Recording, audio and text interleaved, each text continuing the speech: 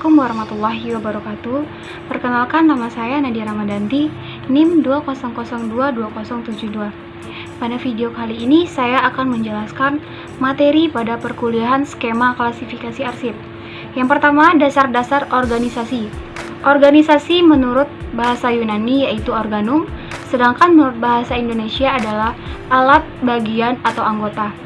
Pengertian organisasi ini terbagi menjadi dua, yaitu organisasi statis dan organisasi dinamis. Organisasi statis adalah adanya hubungan antara kelompok atau suatu organisasi untuk mencapai tujuan bersama. Namun dalam organisasi ini hanya untuk kerangka manajemen saja.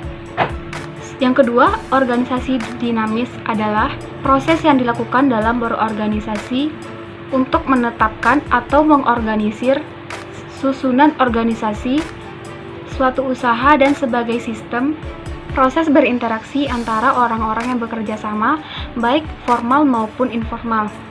Selanjutnya, faktor-faktor organisasi. 1. Adanya sekelompok masyarakat. 2. Melakukan kerjasama. 3. Mempunyai tujuan-tujuan yang jelas. Selanjutnya, syarat untuk memenuhi susunan organisasi yang baik. Yang pertama, sehat. Artinya, setiap satuan organisasi dapat melakukan pekerjaan dengan baik dan bertanggung jawab. Yang kedua, efisien adalah dalam menjalankan peran masing-masing dapat memperoleh perbandingan antara usaha dan hasilnya. Selanjutnya, pengertian organisasi sebagai unsur administrasi. 1. Pengertian administrasi secara sempit adalah bentuk aktivitas seperti surat menyurat, catat mencatat, pengetikan, dan lain-lain yang mempunyai sifat teknis ketatahusahaan. Pengertian administrasi secara luas adalah semua yang berkaitan dengan proses kerjasama antara dua orang atau lebih untuk mencapai tujuan bersama dengan memanfaatkan sumber daya yang ada. Adapun unsur-unsur rangkaian kegiatan administrasi: 1. Organisasi, 2. Manajemen, 3. Komunikasi, 4. Kepegawaian, 5. Keuangan, 6. Perbekalan, 7. Ketatausahaan, 8. Hubungan masyarakat. Selanjutnya, tujuan manajemen administrasi. Yang pertama adalah mengelola seluruh data dan keterangan secara lengkap. Yang kedua adalah menampilkan laporan dan catatan yang penting sesuai dengan rincian yang ada. Yang ketiga adalah membantu perusahaan untuk memenuhi dan memelihara kebutuhan yang berhubungan dengan administrasi. Yang keempat, pemberian pelayanan oleh tata usaha kepada para mitra kerja. Yang kelima, menyediakan laporan yang relevan dan terbaru. Selanjutnya, fungsi administrasi. Yang pertama yaitu melakukan perencanaan terkait administrasi. Yang kedua, pengorganisasian dengan mengelompokkan alat yang dipakai dalam bidang usaha. Yang ketiga, memberikan dorongan kepada karyawan untuk mencapai tujuan bersama. Yang keempat, melakukan pengawasan terhadap proses administrasi. Selanjutnya, tugas pokok manajemen administrasi. 1. Duplicating, 2. Mailing, 3. Calculating, 4. Pengarsipan, 5. Telepon, 6. Checking, dan lain sebagainya. Selanjutnya, bentuk-bentuk organisasi. Yang pertama, bentuk tunggal. Manfaatnya cepat kerjanya, lebih tegas pimpinan, dan perlu kompromi dengan pimpinan yang lain. Yang kedua, bentuk dewan. Saluran wewenang terbagi menjadi 3, yaitu bentuk lini, bentuk fungsional, dan bentuk lini dan staf. Materi yang kedua adalah pengertian dan fungsi arsip. Pengertian arsip adalah rekaman kegiatan atau sumber informasi dengan berbagai macam bentuk yang dibuat oleh lembaga, organisasi, maupun perseorangan dalam rangka pelaksanaan kegiatan. Bisa disimpulkan, arsip adalah kumpulan data, warkat, atau surat atau naskah yang berupa berkas, foto, film, mikrofilm, rekaman suara, gambar peta, bagan, dan dokumen dalam segala bentuk dan sifatnya dibuat atau diterima oleh lembaga, pemerintah atau swasta atau perorangan yang mencapai kegunaan dan disusun menurut sistem tertentu untuk mempermudah dalam penyimpanan dan penemuan kembali arsip. Selanjutnya, fungsi arsip. Fungsi arsip ada dua, yaitu arsip dinamis. Arsip dinamis adalah arsip yang diperlukan secara langsung dalam perencanaan, pelaksanaan, penyelenggaraan kehidupan kebangsaan pada umumnya, atau dipergunakan secara langsung dalam administrasi negara. Arsip dinamis menurut fungsi dibedakan menjadi tiga, yaitu arsip aktif adalah arsip-arsip yang masih dipergunakan pada kelangsungan pekerjaan. Yang kedua, arsip semi-aktif, yaitu arsip yang penggunaannya sudah mulai menurun atau jarang dipergunakan. Yang ketiga, arsip inaktif atau arsip semi-instatis, yaitu arsip yang jarang sekali dipergunakan dalam organisasi. Yang kedua, arsip statis adalah arsip yang tidak dipergunakan secara langsung untuk perencanaan penyelenggaraan kehidupan kebangsaan pada umumnya. Selanjutnya, nilai guna arsip. Nilai guna arsip dibagi menjadi dua, yaitu nilai guna primer. Nilai guna primer adalah nilai arsip yang didasarkan pada kegunaan bagi pencipta arsip itu sendiri. Nilai guna primer ini terbagi menjadi 5, yaitu nilai guna administrasi. Nilai guna administrasi adalah kebijakan dan prosedur yang mensyaratkan untuk menyelenggarakan kegiatan-kegiatan yang berlaku pada suatu organisasi pencipta arsip-arsip. Yang kedua, nilai guna keuangan, yaitu arsip yang berisi segala sesuatu transaksi dan pertanggungjawaban keuangan. Yang ketiga, nilai guna hukum. Nilai guna hukum adalah arsip yang memberikan informasi terkait dengan hukum-hukum atau sebagai pembuktian dalam hukum. Yang keempat, nilai guna ilmiah dan teknologi. Arsip yang berisi tentang hasil dari penelitian. Yang kedua, nilai guna sekunder. Nilai guna sekunder adalah nilai arsip yang didasarkan pada kegunaan bagi kepentingan perusahaan atau kepentingan umum di luar perusahaan. Nilai guna sekunder ini terbagi juga menjadi dua, yaitu yang pertama, nilai guna kebuktian. Nilai guna kebuktian adalah arsip yang mengandung fakta dan keterangan yang dapat digunakan untuk menjelaskan tentang bagaimana suatu instansi itu diciptakan. Yang kedua, nilai guna informasional, yaitu arsip yang mengandung berbagai kepentingan bagi peneliti dan sejarah. Selanjutnya, materi ketiga yaitu klasifikasi. Klasifikasi menurut KBBI adalah penyusunan bersistem dalam berkelompok atau golongan menurut kaidah atau standar yang ditetapkan. Yang kedua, pengertian kode. Kode adalah sandi, tanda, atau kode. Yang ketiga, pengertian indeks. Indeks adalah daftar kata atau istilah penting yang terdapat dalam buku yang tersusun menurut abjad. Yang keempat, pengertian tunjuk silang. Tunjuk silang adalah sarana untuk mempertemukan istilah yang berbeda, tetapi mempunyai arti yang sama, nama yang berbeda, tetapi orang yang sama, dan adanya hubungan antara berkas atau dengan yang lainnya. Yang kelima, pengertian indeks relatif. Indeks relatif adalah untuk memudahkan dalam menelusuri kode klasifikasi yang disusun secara abjad, sekalian diikuti dengan kodenya. Selanjutnya, materi keempat adalah klasifikasi arsip dan indeks arsip. Yang pertama, konsep klasifikasi arsip.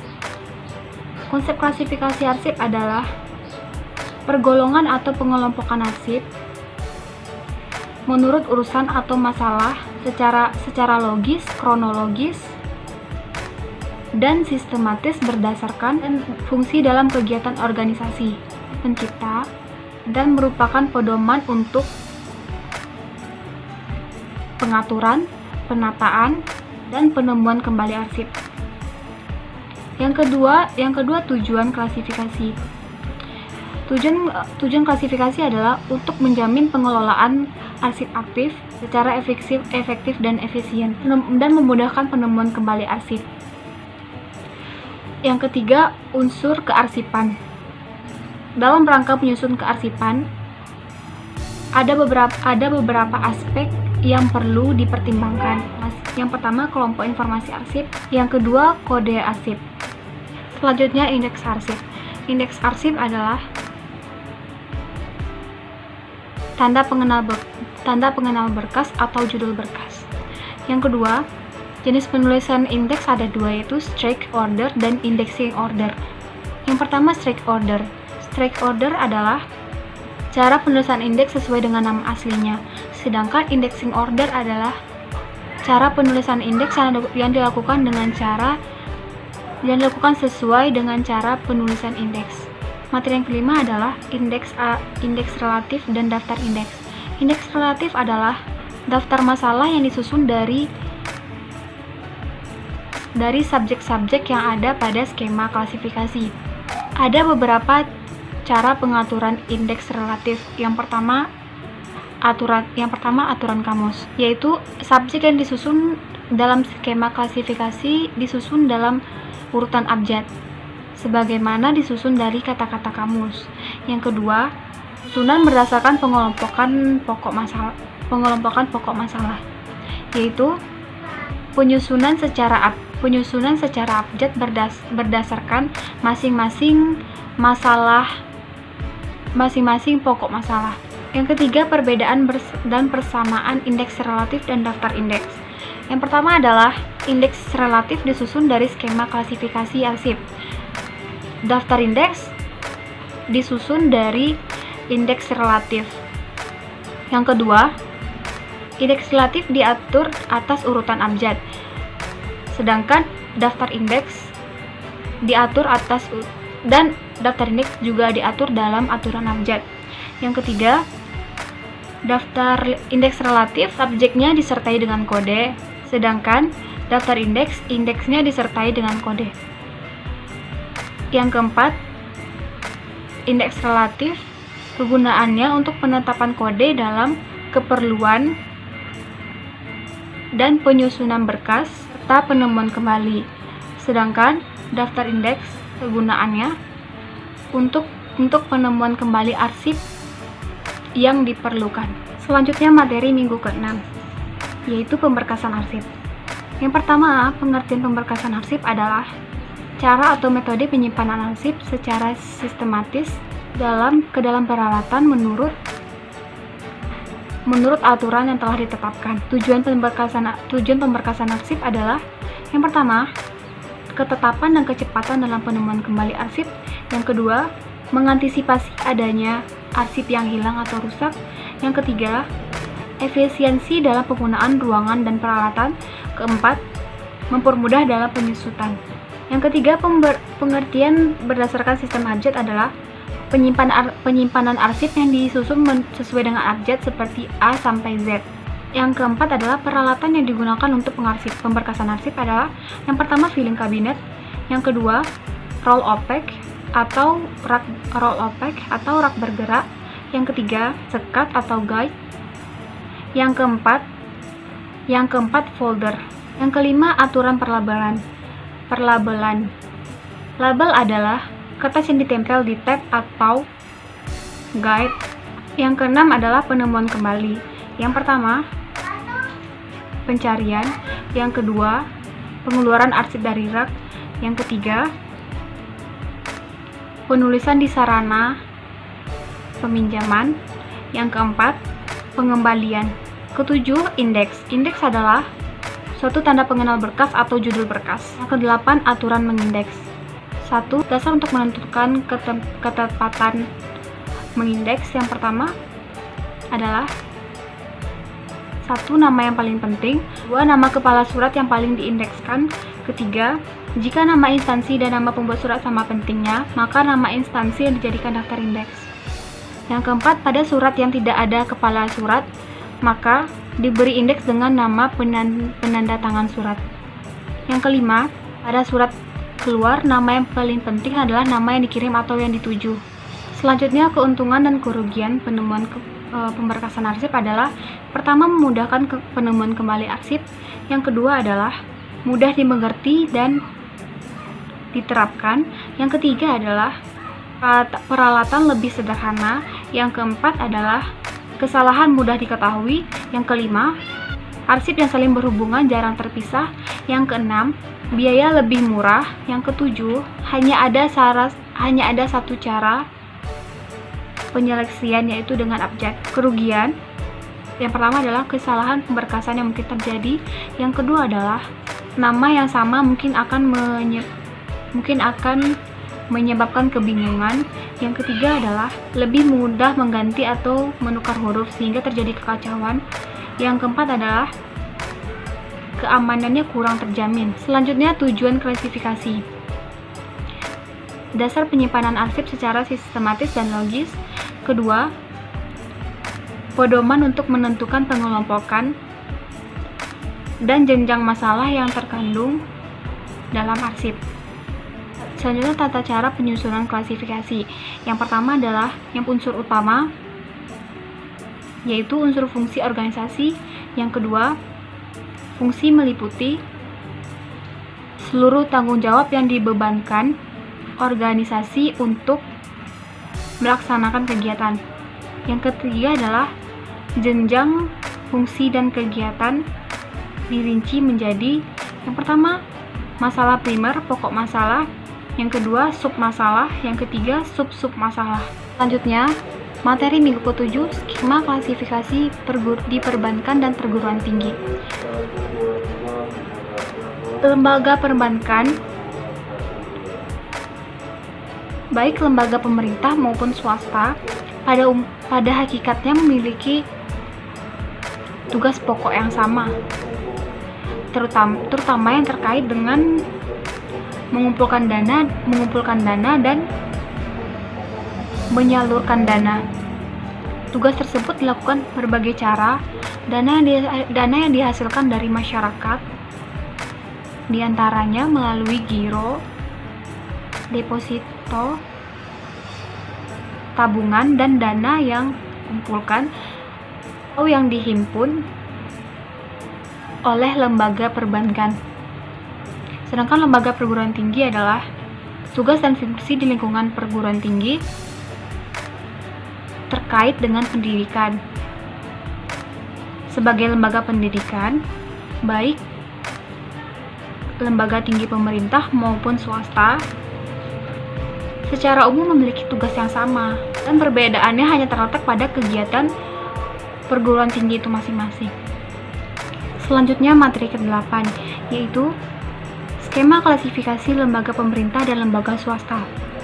Dalam lembaga pemerintah dan swasta memiliki aneka ragam khasanah arsip dan masing-masing berbeda dan memiliki karakter dan kegunaannya masing-masing. Di lingkungan instansi pemerintah, arsip hasil korespondensi atau arsip dalam bentuk surat sesuai dengan tipe, karakter, dan kegunaan arsip akan disimpan atas dasar sistem masalah atau subject filling system. Sedangkan arsip personil atau personal file akan disimpan atas dasar sistem abjad. Dan begitu juga dengan organisasi swasta yang menerapkan sistem yang sama untuk kedua jenis arsip tersebut. Baiklah, saya akan menunjukkan cara pemberkasan arsip di perguruan tinggi. Alat dan bahan yang kita perlukan adalah perforator, map folder, pembatas atau sikat. Pertama yaitu baca terlebih dahulu berkas, lalu tentukan ringkasan isi berkas tersebut. Langkah kedua, tentukan kode klasifikasinya.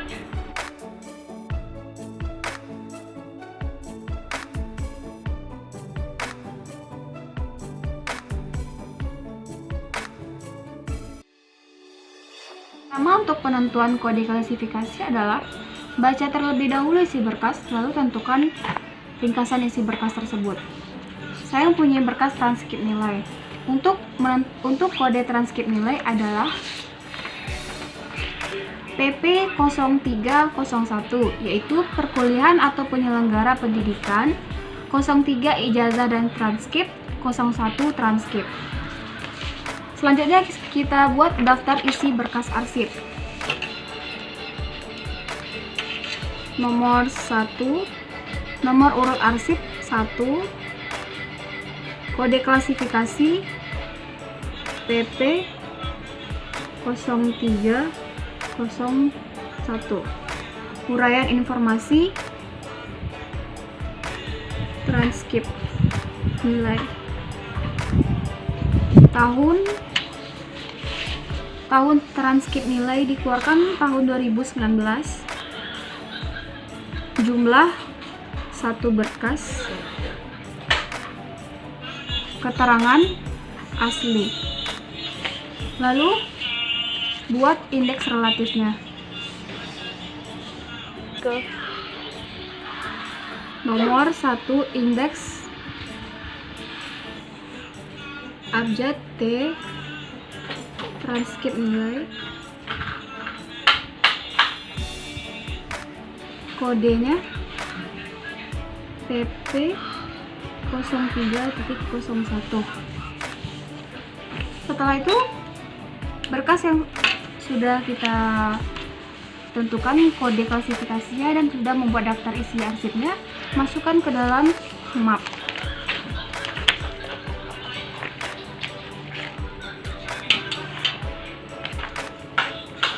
Berkasnya lalu masukkan penyekat,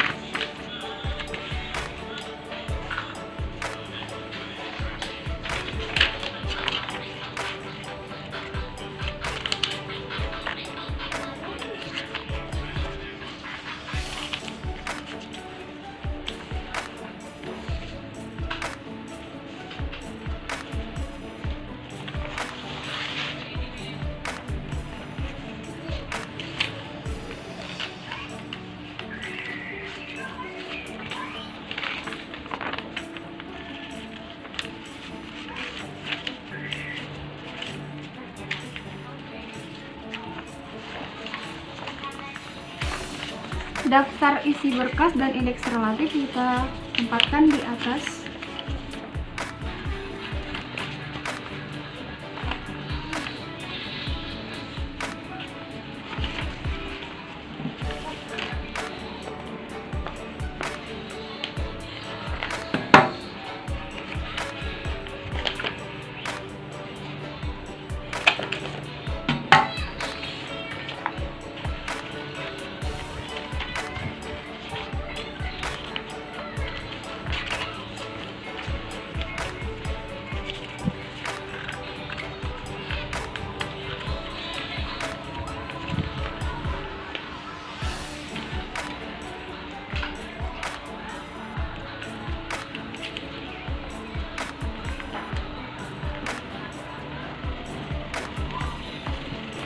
Setelah itu kita bikin indeksnya sebagai tanda pengenal. Yang pertama, sekat primernya kita bikin PP perkuliahan atau penyelenggara pendidikan. Untuk submasalahnya PP 03 titik ijazah dan transkrip. Untuk sub masalahnya kita bikin PP titik 03 titik 01 transkrip.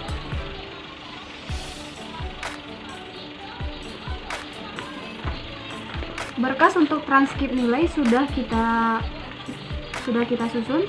Selanjutnya berkas ijazah. Hal yang sama kita lakukan dengan tes transkrip nilai. Baca terlebih dahulu isi berkas, lalu tentukan ringkasan isi berkas. Saya mempunyai berkas ijazah.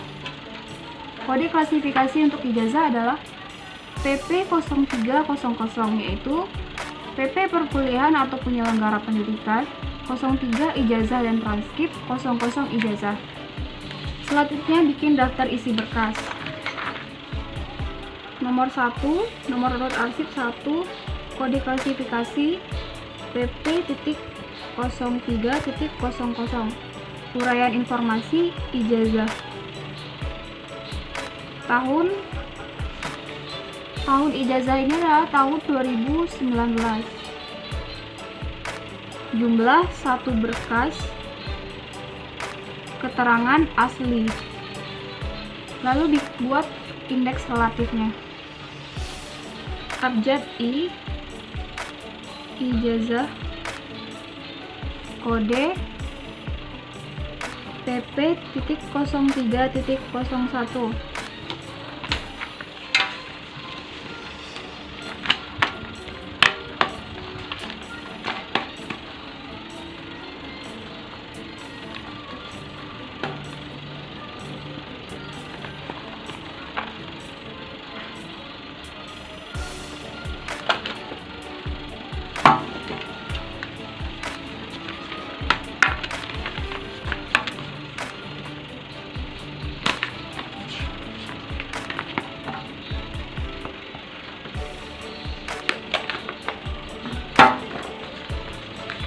Selanjutnya masukkan berkas ke dalam folder map.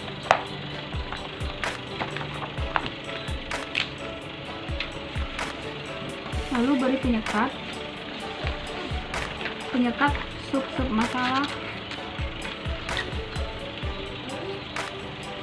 Selanjutnya sub masalah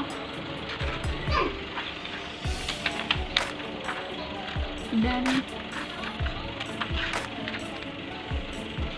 untuk daftar isi berkas dan indeks relatif kita letakkan di atas.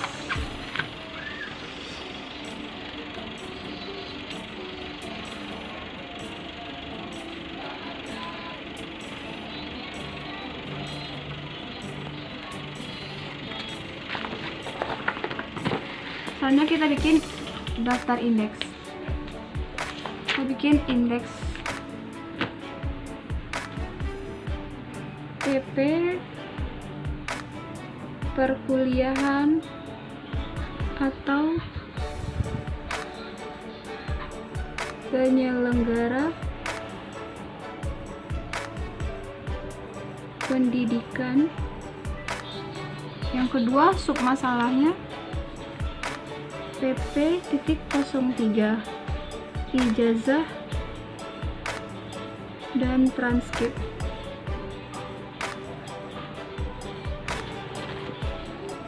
Sub-sub masalahnya PP 03.01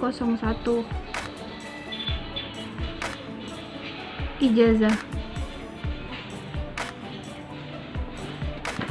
Setelah arsip dimasukkan ke dalam map, langkah selanjutnya adalah